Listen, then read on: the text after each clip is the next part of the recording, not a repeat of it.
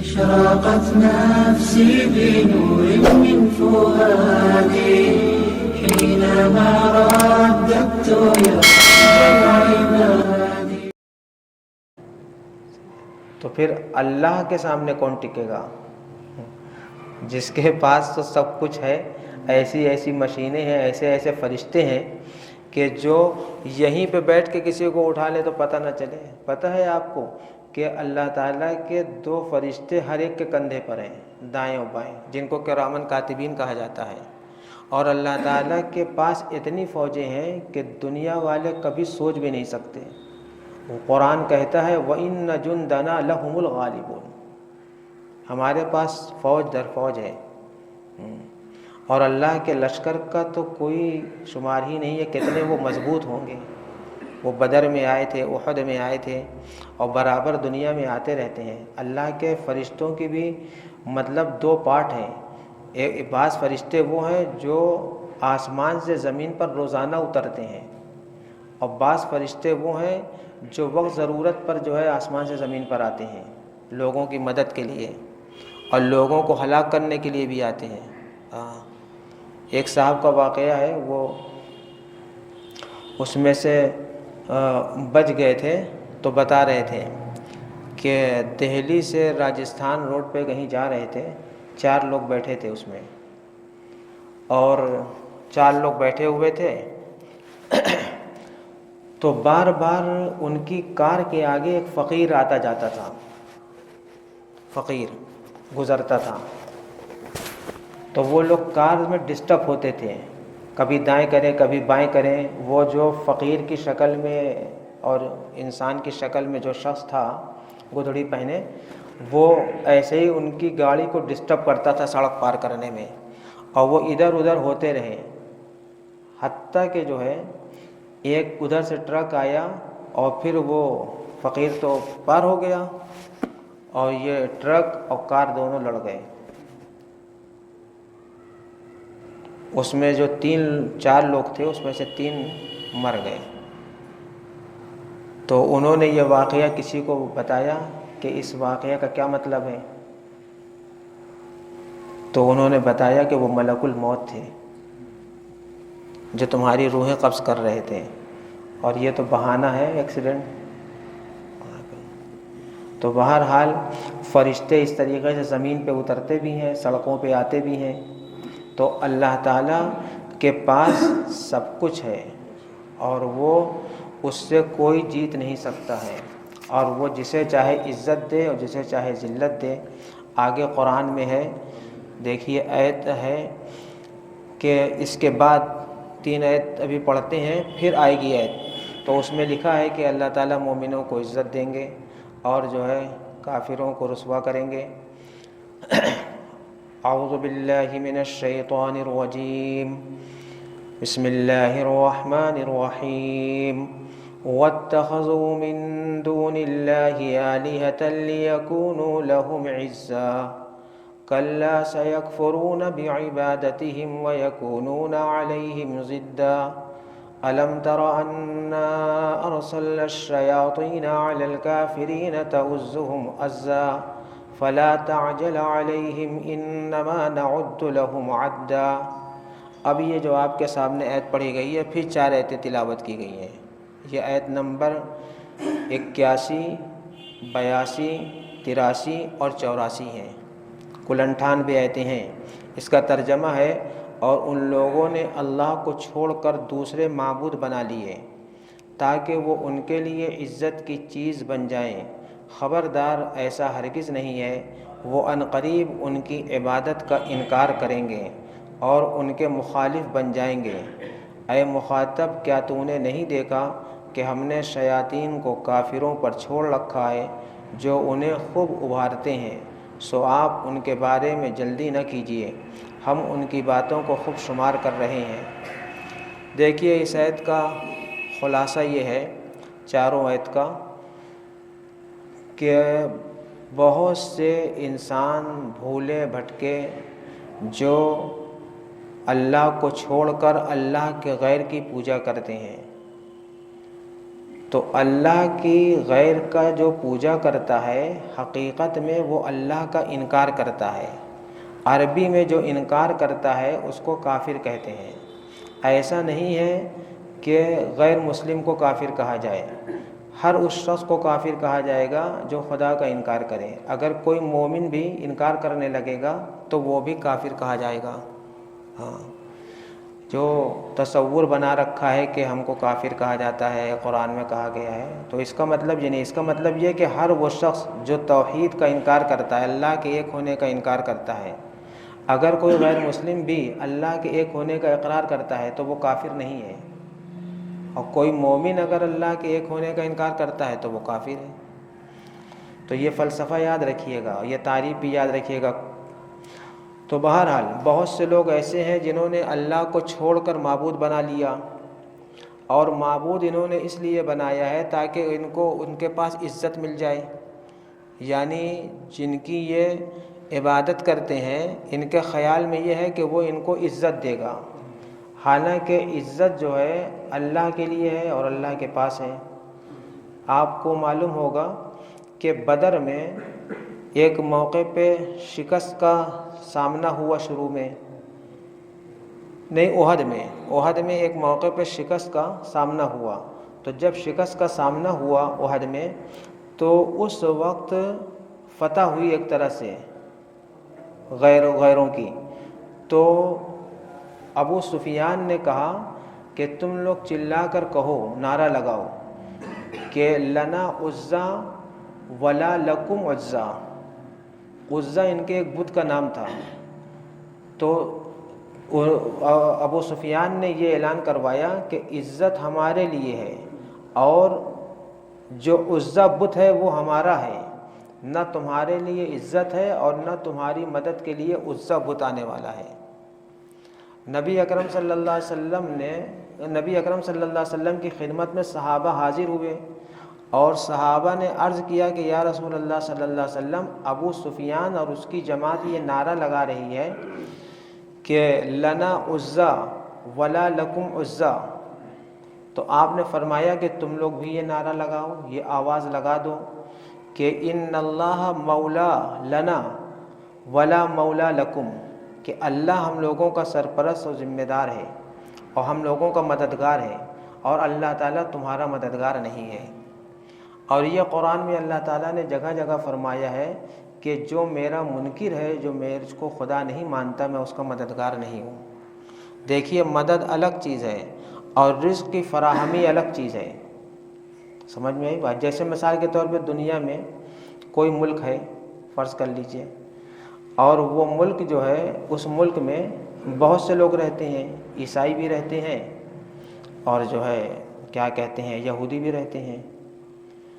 اب وہاں کا جو بادشاہ ہے، اس نے سڑک، پانی، رہنے سہنے کی چھوٹ جو ہے عیسائیوں کو بھی دی ہے اور یہودیوں کو بھی دی ہے نہیں؟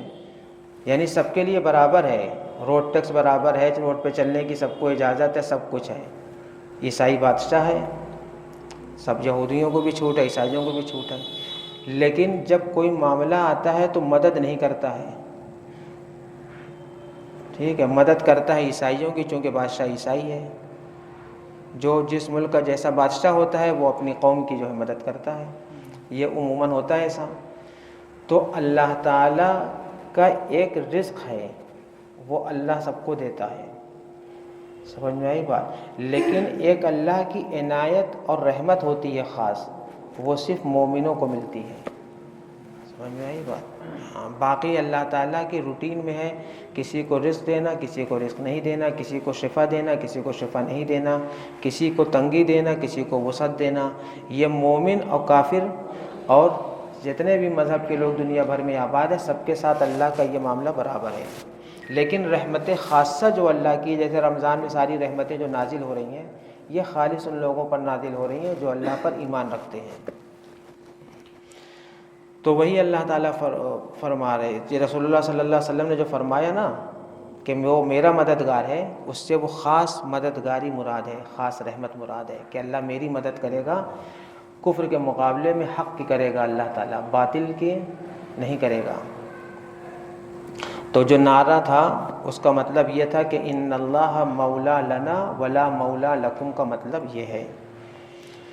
تو بہرحال اللہ تعالیٰ فرما رہے ہیں کہ عزت جو ہے کفر میں نہیں ہے، عزت بتوں کے پاس نہیں ہے، اور اس کی دلیل اللہ تعالیٰ دے رہے ہیں۔ کیا اللہ کی شان ہے، کتنا آسان ہے قرآن کریم۔ قرآن میں فرمایا نا اللہ نے وَلَقَدْ يَسَّرْنَا الْقُرْآنَ لِلذِّكْرِ، کہ یہ یاد کرنے کے لیے اور سمجھنے کے لیے دونوں حساب سے آسان ہے، بس شرط یہی ہے کہ یاد کرنے والے یاد کریں اور جو ہے سمجھنے والے سمجھیں۔ اللہ تعالیٰ فرما رہے ہیں کہ یہ جن بتوں کے پاس عزت تلاش کر رہے ہیں اور جن بتوں کی یہ پرستش کر رہے ہیں، جن کو یہ اپنا بڑا اور خدا مان رہے ہیں، وہی سب بت، وہی سب خدا ان کے جو ہیں وہ ان کی عبادت کا انکار کریں گے۔ سورج کہے گا کہ میں نے نہیں کہا تھا عبادت کرنے کو، چاند کہے گا میں نے نہیں کہا تھا عبادت کرنے کو، سورج کہے گا میں نے نہیں کہا تھا، بڑے بڑے درخت اور پہاڑ کہیں گے میں نے نہیں کہا تھا، دریا اور سمندر کہیں گے کہ میں نے نہیں کہا تھا۔ ایسے ہی جو لوگ جو ہے ولیوں کی قبر پہ سجدہ کرتے ہیں، وہ سب اولیاء جب اپنی قبروں سے نکلیں گے تو وہ بھی کہیں گے کہ میں نے ان سے اپنی قبر پہ سجدہ کرنے کو نہیں کہا تھا۔ ایسے ہی انبیاء کہیں گے کہ ہم نے اپنی امتیوں سے نہیں کہا تھا کہ مجھ کو خدا مانو۔ حضرت عیسیٰ علیہ السلام بھی یہ فرمائیں گے۔ تو بہرحال یہ سب من گھڑت عبادتیں ہیں، اور یہی من گھڑت عبادتیں جو ہے انسان کو بدعت، شرک اور کفر کی طرف لے جاتی ہیں۔ الم تر انا ارسلنا الشیاطین علی الکافرین، کیا آپ نے نہیں دیکھا کہ ہم نے شیاطین کو ان کافروں پر یعنی خدا کے منکروں پر مسلط کر دیا ہے، اور وہ ان کو برائی کی طرف ابھارتا رہتا ہے۔ یعنی شیطان مسلمانوں کا الگ ہوتا ہے اور جو ہے کافروں کا الگ ہوتا ہے، الگ الگ شیطان ہیں اور شیطان الگ الگ ابھارتے ہیں۔ اور یہ بات یہاں پہ اس لیے کہی جا رہی ہے کہ جس کے پاس ایمان کی روشنی ہوگی وہ شیطان کے بہکاوے میں جلدی نہیں آئے گا، اور جو ایمان کی روشنی سے، ایمان کے نور سے محروم ہوگا وہ شیطان کے بہکاوے میں جلدی آ جائے گا۔ اسی وجہ سے آپ دیکھیں جو پڑھے لکھے لوگ ہیں وہ جلدی جو ہے کسی کی جال میں نہیں پھنستے، لیکن جو ہے جو ان پڑھ اور جاہل ہوتے ہیں وہ لوگوں کی جال میں جلدی پھنس جاتے ہیں۔ اسی وجہ سے جس ملک سے تعلیم کو چھین لیا جائے، جس ملک سے تعلیم کو چھین لیا جائے، اجاڑ دیا جائے، تو اس ملک میں پبلک کو بہکانا بہت آسان ہے۔ پبلک کو ڈیوائیڈ کرنا اور موٹیویٹ کرنا جو ہے آسان ہو جاتا ہے۔ اسی وجہ سے بہت سے لوگ پڑھائی کے دشمن بھی ہیں کہ پڑھائی نہ ہو، اور مسلمانوں کے لیے تو علم دین کا حاصل کرنا بہت ضروری ہے۔ علم دین جو ہے علم دنیا کی بھی روشنی دیتا ہے۔ ہم لوگ جو ہے اپنے علم دین سے بہت دور ہیں، کوسوں دور ہیں۔ اسی وجہ سے جو سن لیا، جہاں سن لیا، بس فوراً اس کے کیا ہو گئے، مرید ہو گئے۔ فلا تعجل علیہم، آپ ان پر جلدی نہ کیجیے، یعنی نبی اکرم صلی اللہ علیہ وسلم کو مخاطب کر کے اللہ تعالیٰ فرما رہے ہیں کہ آپ عذاب کی جلدی نہ کیجیے۔ اور آپ لوگوں سے ہم کہہ رہے ہیں کہ آپ لوگ بھی عذاب کی جلدی نہ کیجیے۔ سب اپنے اعمال کی سزا بھگتیں گے اور اسی دنیا میں بھگتیں گے، اور بھگت رہے ہیں بہت سے لوگ، اور بہت سے لوگ بھگتنے والے ہیں۔ تو جلدی نہ کریے۔ اللہ تعالیٰ فرما رہے ہیں کہ انما نعد لہم عدا، ہم سب شمار کر رہے ہیں، یعنی مطلب یہ ہے کہ ہم کاؤنٹ کر رہے ہیں کہ آج اس نے کیا غلطی کی، کل اس نے کیا غلطی کی، روزانہ اس کا ظلم جو ہے ہم کاؤنٹ کر رہے ہیں۔ بس ایک دن ہمارا فرشتہ آئے گا اور کام کر دکھائے گا انشاءاللہ۔ اس لیے جو ہے گھبرانے کی بات نہیں ہے۔ بس یہ رمضان کا مبارک مہینہ ہے، اس مبارک مہینے میں اللہ تعالیٰ سے خوب دعا کریں، زیادہ سے زیادہ جتنا ہو سکے دعا پہ دعا کرتے رہیے۔ دو آیت اور پڑھ لیجئے تاکہ اس سے متعلق ہے وہ۔ اعوذ باللہ من الشیطان الرجیم، بسم اللہ الرحمن الرحیم۔ یوم نحشر المتقین الی الرحمن وفدا ونسوق المجرمین الی جہنم وردا لا یملکون الشفاعۃ الا من اتخذ عند الرحمن عہدا۔ دیکھیے یہ 3 آیتیں پھر تلاوت کی گئی ہیں۔ یہ جو ہے آیت نمبر 85 ہے، 86 ہے اور 87 ہے، 3 آیتیں ہیں۔ ہاں دیکھیے یہ روزانہ والی تفسیر نہیں ہے، یہ 1 ہفتے والی ہے، اس لیے جو ہے یہ مت سمجھیے گا روزانہ والی ہوتی تو ہم چھوڑ دیتے جلدی، یہ ہفتے والی ہے نا، اب پھر 1 ہفتے بعد ملاقات ہوئے گی، تو تھوڑا سا اور جو ہے جھیل لیجئے۔ اب اس میں دیکھیے اللہ تعالیٰ فرما رہے ہیں کہ 2 لوگ ہو گئے دنیا میں، ایک تو وہ لوگ ہیں جن کو ہم بطور مہمانی اور عزت کے ساتھ لے آئیں گے، قیامت کے دن اٹھائیں گے، اور ایک وہ لوگ ہیں جن کو ہم پیاسا اٹھائیں گے اور ذلیل کر کے اٹھائیں گے۔ ہاں تو گویا اللہ تعالیٰ کی طرف سے پوری دنیا میں 2 ہی جماعت ہے۔ ہاں ایک جماعت ہے جس کو اللہ عزت کے ساتھ اٹھائیں گے اور اپنے پاس بلائیں گے، اور ایک کو ذلت کے ساتھ۔ اب جن کو عزت کے ساتھ اٹھائیں گے اللہ تعالیٰ فرماتے ہیں اس کے بارے میں کہ بہت اچھی آیت ہے، یوم نحشر المتقین الی الرحمن وفدا، جس دن ہم پرہیزگاروں کو اپنے پاس بطور مہمانی کے بلائیں گے، جمع کریں گے۔ تو نبی اکرم صلی اللہ علیہ وسلم سے کسی نے پوچھا، دریافت کیا کہ یا رسول اللہ صلی اللہ علیہ وسلم یہ مہمانی کا کیا مطلب ہے؟ صحابہ نے سن لی یہ بات، پھر آپس میں جو ہے بات کرنے لگے، پھر کسی نے ہمت کر کے پوچھا کہ کس طرح کی مہمان نوازی ہوگی، یعنی اٹھنے کے وقت۔ کھانے پینے کی مہمان نوازی جنت کی الگ ہے، یہ الگ، یہ دوسری مہمان نوازی ہے۔ یہ جو ہے جب انسان آتا ہے تو اس کا ویلکم ہوتا ہے نا شروع میں، جب وہ داخل ہوتا ہے شہر میں، پھر جب وہ آتا ہے اپنی منزل پر، کھانے پینے دسترخوان کے اکرام کی بات نہیں ہو رہی ہے، یہ قبر سے اٹھنے کی بات ہو رہی ہے کہ جب قبر سے اٹھیں گے تو اللہ تعالیٰ کیا مہمان نوازی کریں گے۔ تو دیکھیے بڑی اچھی بات نبی اکرم صلی اللہ علیہ وسلم نے بیان فرمائی۔ آپ صلی اللہ علیہ وسلم نے فرمایا کہ جس وقت قبر سے اٹھنے کا وقت ہوگا تو اللہ تعالیٰ جنت سے اونٹوں کو بھیجیں گے، اور وہ اونٹ سفید رنگ کی ہوگی، یہ پیلے رنگ کی نہیں ہوگی، خاکی کلر کی کھال، سفید ہوگی، اور جو اونٹ ہے اس کے پر لگے ہوں گے، اور پھر اس اونٹ پر ان کو سوار کیا جائے گا، اور اس اونٹ کے اوپر جو زین بچھائی جائے گی وہ سونے کی ہوگی، اور جو اس کے پیر میں اللہ تعالیٰ بطور علامت کے ایک فیتہ باندھیں گے، اس فیتے میں ایک بلب لگا ہوگا، روشنی۔ حدیث میں آتا ہے کہ وہ روشنی جو ہے اس کی انسان کی جہاں تک روشنی جائے گی، آنکھ کی انتہا ہوگی، وہاں تک وہ چمکے گی، اور اسی پر وہ سوار ہو کر خرامہ خرامہ بہت ہی عزت و آبرو کے ساتھ ہر جگہ فرشتے اس کو سلام کر رہے ہوں گے، وہ جنت کے دروازے پہ پہنچ جائے گا۔ اللہ تعالی ہم سب لوگوں کو اس میں سے بنا دے، سب لوگوں کو۔ تو یہ جو تقوی کی زندگی گزارے گا اس کا اکرام یہ قبر سے ہوگا، جنت کا اکرام الگ ہے، اس کا یہاں پہ کوئی ذکر نہیں ہے، اس کا آگے صورتوں میں ذکر آئے گا تو بیان کیا جائے گا۔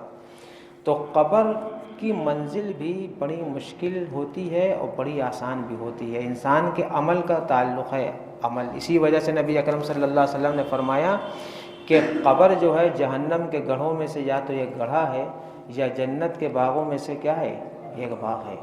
اس لیے اپنی قبر بھی اچھی جگہ بنانے کی سوچنا چاہیے، اور جو ہے اپنے اعمال کو بھی خوب اچھا بنانے کی کوشش کرے تاکہ اس کی قبر کیا ہو جائے، اچھی ہو جائے۔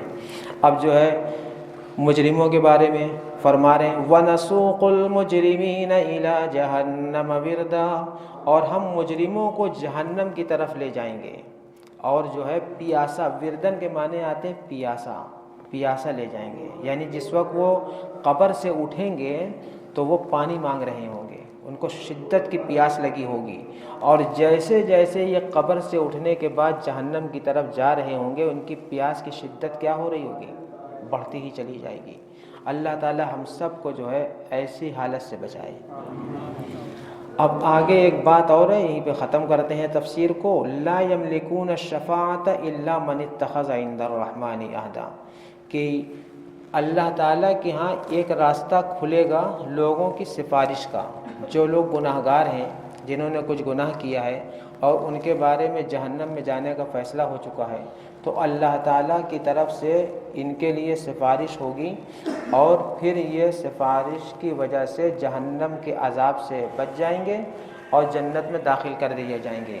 اب اس میں کئی طرح کی سفارش ہوگی۔ ایک کتاب ہے دینیات جو ہم نے تیار کیا، اس میں جو ہے سفارش کی 7 قسمیں لکھی ہوئی ہیں۔ بہرحال جس قسم کی بھی سفارش ہو، اتنی بات یاد رکھیے کہ سفارش کے بارے میں 2 چیزیں لازمی ہیں۔ ایک تو یہ ہے کہ جن لوگوں کے بارے میں سفارش کی اللہ اجازت دیں گے، اسی کے بارے میں انسان سفارش کرے گا، چاہے نبی ہو، چاہے رسول ہو، چاہے ولی ہو، چاہے صحابہ ہو، چاہے شہید ہو، چاہے حافظ قرآن ہو، چاہے حاجی ہو۔ ٹھیک ہے، تو ایک قاعدہ یہ یاد کر لیجئے کہ جن کے بارے میں اللہ اجازت دیں گے انہی کے بارے میں سفارش کی جائے گی، اللہ کی طرف سے اشارہ ہوگا۔ اور دوسری شرط یہ ہے کہ جن کو اجازت ملے گی وہی سفارش کر سکیں گے۔ تو ایسا ضروری نہیں ہے کہ جو حافظ قرآن ہو گیا اس کو اجازت مل ہی جائے 7 آدمیوں کی سفارش کی، اور ایسا بھی نہیں ہے کہ اس کو اس کے گھر ہی والوں کے لیے اجازت مل جائے۔ ٹھیک ہے نا، تو ویسے ہی حاجیوں کی بھی سفارش قبول کی جاتی ہے، تو کوئی ضروری نہیں ہے کہ اس کو اجازت سفارش کی مل ہی جائے، اور یہ بھی ضروری نہیں ہے کہ اپنے رشتہ داروں ہی کے لیے مل جائے۔ بہرحال یہ 2 شرط ہے۔ اسی کو قرآن میں اللہ تعالیٰ نے آیت الکرسی میں فرمایا ہے وَلَا يَنْفَعُ الشَّفَاعَةُ إِلَّا مَنْ أَذِنَ لَهُ الرَّحْمَنُ، کہ سفارش جو ہے نفع نہ دے گی کسی کی مگر رحمان جس کو اجازت دے گا۔ تو بہرحال اللہ تعالیٰ ہم لوگوں کو بلا کسی کی سفارش کے اور اپنے محض فضل و کرم سے بلا حساب و کتاب کے جنت میں داخل فرما دے۔ أشرقت نفسي بنور من فؤادي حينما رددت يا